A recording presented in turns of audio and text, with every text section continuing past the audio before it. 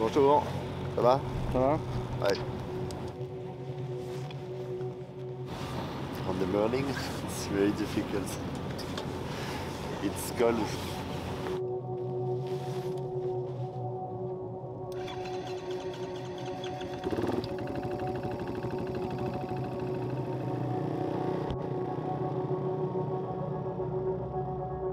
Un départ très matinal aujourd'hui pour la plus longue étape du rallye. 465 km de spécial jusqu'à la capitale saoudienne Riyad. L'ouvreur du jour, Joaquim Rodriguez, parti le premier pour une dure journée en perspective.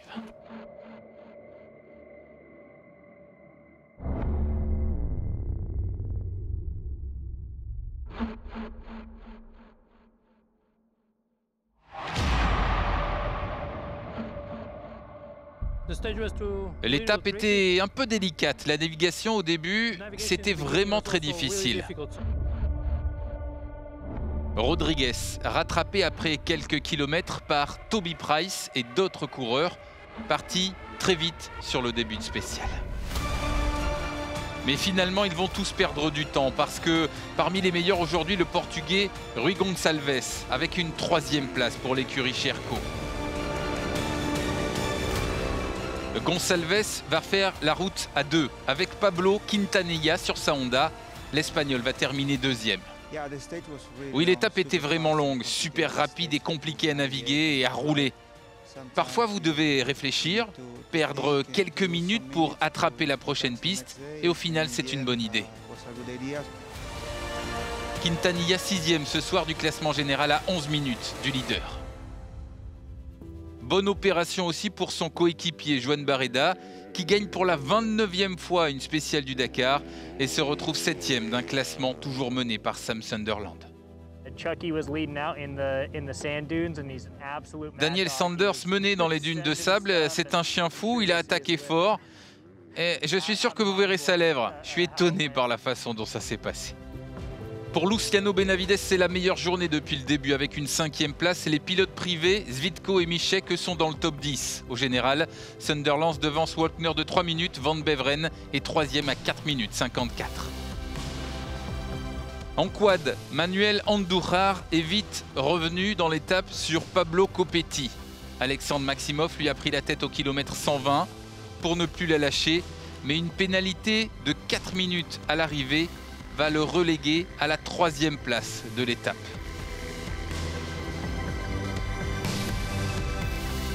Du coup, Giroud se classe 2e et c'est Andújar qui l'emporte sans le savoir.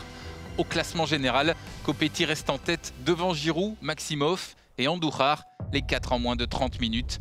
Les autres sont maintenant beaucoup plus loin.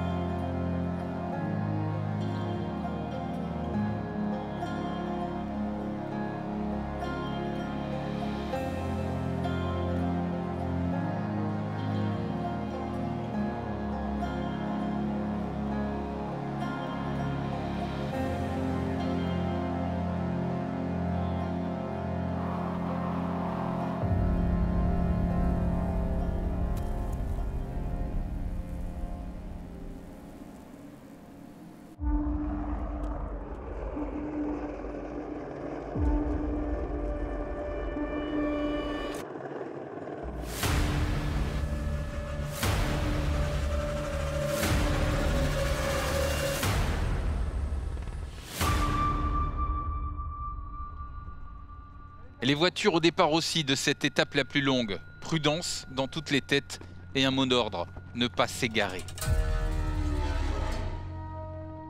C'est loin encore, Jeddah. Il y a beaucoup de choses à passer. C'est vrai que le gap il est très gros, mais on connaît bien cette course et ça peut tout arriver. De toute façon, on va tout donner, hein, comme on fait à chaque fois. Hein. De toute façon, je ne me pose pas de questions, mais toujours très motivé, comme toujours, même s'il est Les coups durs sont pas faciles à prendre, mais il faut toujours, voilà, faut se remotiver à chaque fois, et c'est ce qu'on fait. Sur le Dakar, parfois quand vous roulez trop vite, vous faites des erreurs, vous faites des mauvaises choses. Laroun Nani Roma aujourd'hui a eu des envies de solitude. On a décollé, on a tapé juste à l'autre et on a fait regarde.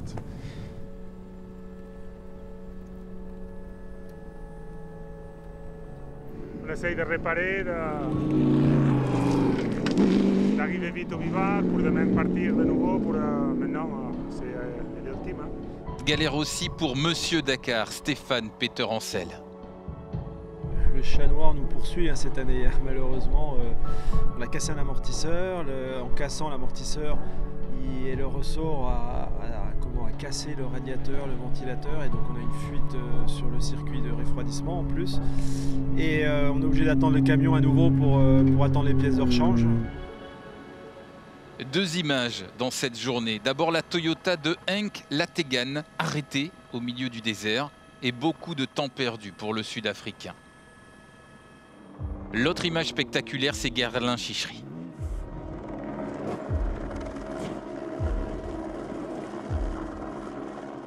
Sur les pistes roulantes, on arrive à s'en sortir, mais dès que c'est du sable sur les 4 motrices, on n'arrive pas à les suivre. Donc j'ai pris plus de risques que d'habitude et voilà, c'est comme ça.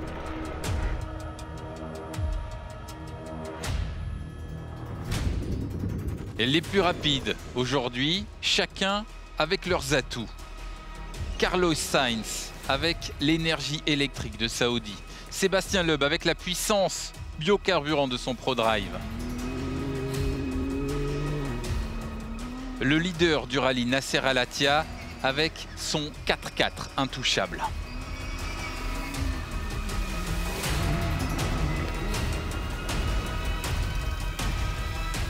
Et le héros local, Yazid Al-Raji, avec tout un pays derrière lui.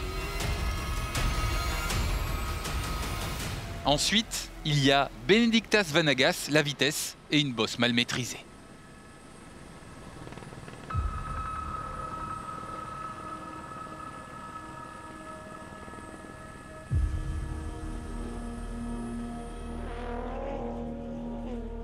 Image spectaculaire, les pilotes vont bien, la voiture a souffert.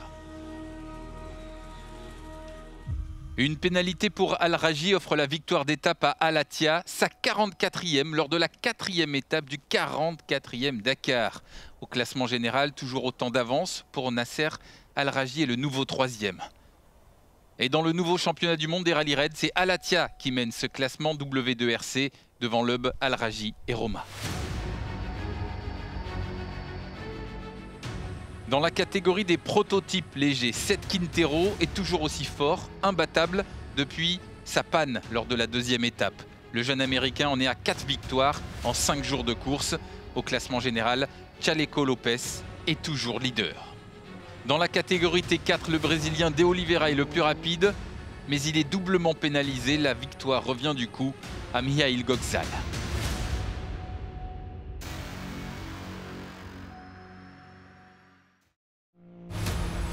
Un tuyau d'huile endommagé, un incendie, fin de parcours pour Ignacio Casale. En ce moment, on est en dehors du rallye. C'est vraiment dommage, mais dans mes 13 Dakar, j'ai appris à gérer la déception. Alors on va garder le sourire. Arriba el ánimo.